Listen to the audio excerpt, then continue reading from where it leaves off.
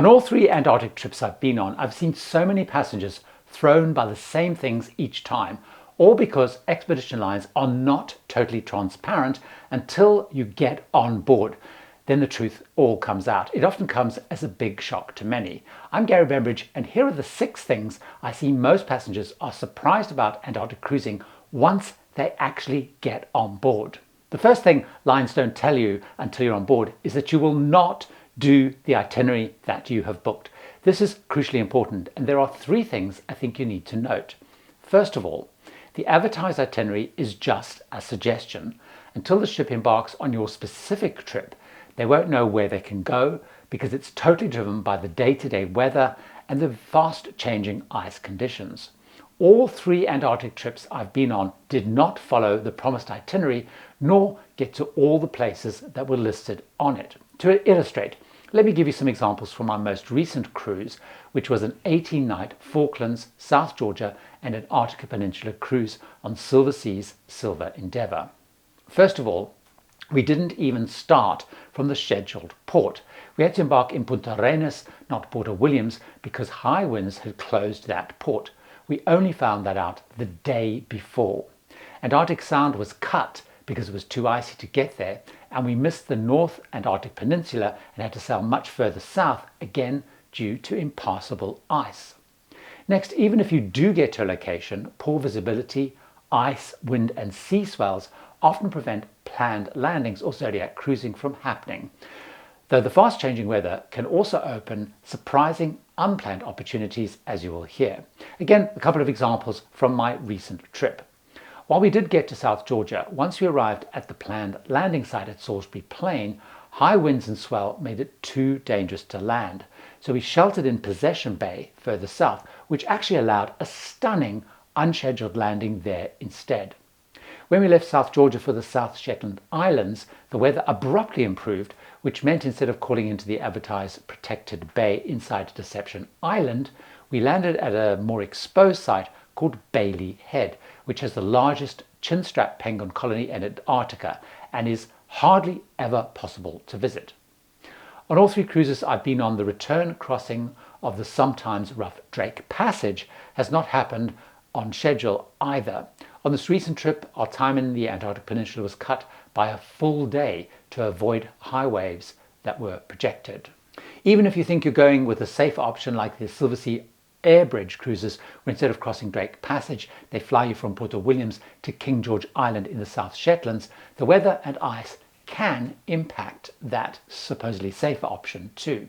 My friend Wendy last season lost 2 days of a relatively short 6-day trip because the landing strip was too icy for the plane to land there to drop them off. It is really important to know that any advertised route will not happen due to weather and ice movements, and the lines, I think, don't make this clear until you board that your booked itinerary is at best a rough guide. The upside of that, though, is that every single Antarctica trip is unique and none is the same. And even though I've been there 3 times with roughly the same itinerary, I've gone to different places, had different landings and seen different things and wildlife each time. But this is also where the cruise lines do not make what you will see fully clear until you board either. I had dinner one evening with the expedition leaders on that recent cruise, and they spoke about a cruise last season when they'd been summoned to meet a group of angry travellers. The travellers brandished a cruise line brochure from the travel agent they'd booked with, filled with pictures of Antarctica that they'd expected to see, like cute little penguin chicks, snow-covered landing sites everywhere, and they were demanding to know why they hadn't seen them and saying that they absolutely should be shown all of this. Now, the reason they were not seeing all of this was pretty simple: the time of the year that they had booked. While cruise line brochures and sites are filled with promising blue sky, ice-covered landscapes and a wide range of wildlife, what and which of those you see is extremely dependent on the month that you go. This, I feel, is not really made clear. The season is short. It runs from the end of October to the beginning of March. In the early months like November, that I love going, you get to see lots of snow, lots of ice, breeding penguins, breeding elephant seals, breeding seals on the shoreline. The penguin colonies have relatively little amount of penguin poo because they've just returned from a winter out at sea. You're less likely to see whales at this time of the year because they're just returning, though I always have. If you go in December, there are many more whales because they really do start to arrive. There's more seal pups, there's courting season for seabirds. Once you head into January and February, you get to see loads of penguin chicks, you see lots of seals, you see loads of whales, and you're also likely to cruise further south because the sea ice is broken up, making it easy to head further south. Once you get to February, there's way less wildlife on the beaches because the breeding season is over. They've started to leave and head back to sea. Of course, there's loads of whales now of many types. There's much less snow and ice on the landing sites. For example, I've been to Deception Island in November with loads of snow, lots of wildlife on the beach. But I've also been in February when there was no wildlife on the beach and very little snow. But I've also discovered the remoteness of Antarctica has one big risk, that the lines do not make clear before going, but stress really hard once you're on board. In Antarctica, if a crew member or passenger sustains an injury, like broken bones or has a serious illness, the cruise line pretty much must end the trip because there are no hospitals or medical facilities in Antarctica. In most cases, the ship sails the 2 days back to Ushuaia in Argentina or Puerto Williams in Chile. These days, if conditions allow, planes could land on King George Island in the South Shetlands, so ships could sail there to medevac the patient, cutting just a few days off the trip. This happened, by the way, to a cruise last season on the ship I was on, Silver Endeavour, when a crew member fell seriously ill. We were warned on boarding that if there was an injury or illness needing hospital care, as plane landings on the island were impossible due to the iced over landing strip, we would have to sail all the way back to Puerto Williams, and that would pretty much be the end of the trip. Another thing that lines don't make clear to passengers before going is the number of regulations and mandatory briefings that passengers have to attend and comply with. Lines also do not warn that the regulations and rules can and do change at short notice, with possibly significant impacts on the trip. For example, during the season before I went, avian flu was detected in South Georgia, and quickly most of the iconic and must-see landing sites with hundreds of thousands of penguins were abruptly closed, leading to some lines aborting calls to South Georgia or only offering Zodiac cruising offshore. Now this trip, while they were open, they had many more regulations than on my past visits, and we were not allowed to sit, kneel, lie on the ground to take better photos or put anything on the ground like our rucksacks. The line did not tell me before the trip about this, only once I was on board. Another example is on a pre-COVID shutdown trip. Cruisers used to visit some research stations, but as I only discovered on boarding this time, they are still not allowing visitors to these research stations post-COVID. I don't feel the lines make it clear either that there are many rules around Antarctica and passengers must attend mandatory briefings and take part in some activities before even being allowed to step on land. These are driven by IATA, the International Association of Antarctic Tour Operators. They require mandatory and roll call taken briefings of the agreed rules and regulations, as well as an additional one specific to South Georgia if you're going there.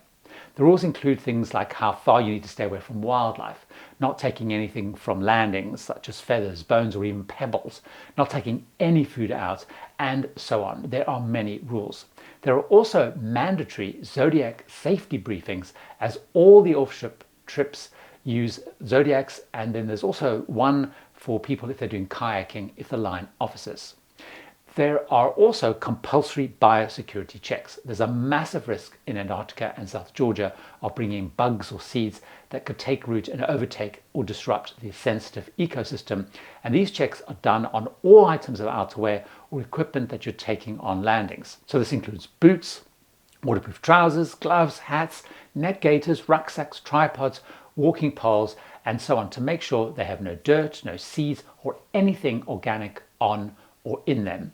On my latest trip, we did 3 biosecurity checks, one before the Falklands, South Georgia, and another before Antarctica Peninsula. Each time I had to sign a document saying that I'd done the biosecurity checks and understood and would follow all the rules. There is also one huge thing you are not told until on board that can make or break the trip. Every Antarctic trip relies on the experience of the expedition leader and their team. The leader works closely with the ship captain to decide day by day, based on the ice and the weather, where to call and what to do once there. They need deep understanding of the region to know the various options, as well as actually pretty good relationships with the leaders on the other ships to negotiate and agree who will call where and when, because how many people can go to a site per day is restricted. But usually until you get on board, you're unlikely to know who that expedition leader will be, nor who is in the team, and if they're any good. The team members are fundamental because they do the recaps, the talks, they drive zodiacs, and they provide information and guidance when you're actually out on the landings. And sometimes there are unwelcome surprises about the team revealed once you're on board. For example, when I boarded Silver Endeavour, I discovered there was no photographer and no videographer within the expedition team because Silversea had scrapped the program of giving high quality photos and a video of the trip just before the trip, and you used to get that free as part of your fare. I only found that out once I was on board. Another thing that I think is not made clear until you get on board is that what you're going to do is dependent on the ship size and the passenger numbers. But first, before I get into that, a quick word about this video's sponsor. This is an A4 map of my recent Silversea Endeavour Antarctic cruise, created by thecruisemaps.com using satellite tracking data and showing exactly where I went, including the many unscheduled diversions we made. I'm now adding it to my cruise album coffee table book. This great looking album holds 25 of these A4 maps that I've started collecting of all of my favorite cruises. All I needed to do to get the map was tell thecruisemaps.com the ship, dates, and start and end port. I could also have ordered them in larger sizes and framed to hang on the wall. I have those too, and I absolutely love them. And thanks to my friends Will and Matt, who created the cruise maps, you can get 10% off any order of any item on checkout by going to thecruisemaps.com/TFT. That's thecruisemaps.com/TFT. Now back to the impact of the ship on where you go, and you only find out on boarding. All expedition Antarctic cruise lines do not offer the same off-ship experience, even though when booking it seems they do from the publicity materials. I have always chosen lines and ships that take a maximum of 200 passengers there. I've been on Silversea Silver Cloud and Silver Endeavour and Ponant's La Lyriale. Ships with this number have a wide choice of landing sites, and many sites cap the numbers that visit each site at 200 per day. So if you choose to go on the 370 passenger Viking ships or the 490 passenger Hurtigruten ships, the number of sites is way more restricted, and some of the more famous are actually excluded from that list. In addition, as only 100 people are allowed on land at any one time, on the 200 passenger ships you wait less long for your turn to get off the ship to explore, and usually get more time on land, while on the larger ships the wait is longer, often having fewer landings with more downtime, of course, because you're rotating 100 people at a time. If you go on a classic cruise line and ship carrying over 500 passengers, Holland America, Norwegian, Oceania, Region 7 Seas, and so on, then no landings are allowed. You only have scenic cruising on the ship, usually around the South Shetland Islands, through the Galash Strait, perhaps into Paradise Bay. You will not see wildlife up close, though of course you may see whales from the ship. Now, as Antarctica is so costly to go to, the larger expedition ships and the classic cruise lines may be the only way to visit within most people's budgets. So I've worked with Polar Routes, a specialist Arctic and Antarctica travel agency, to work out how you can visit this incredible place without breaking the bank or within your budget. So join me over in this video to find out your options to cruise Antarctica on your budget. See you over there.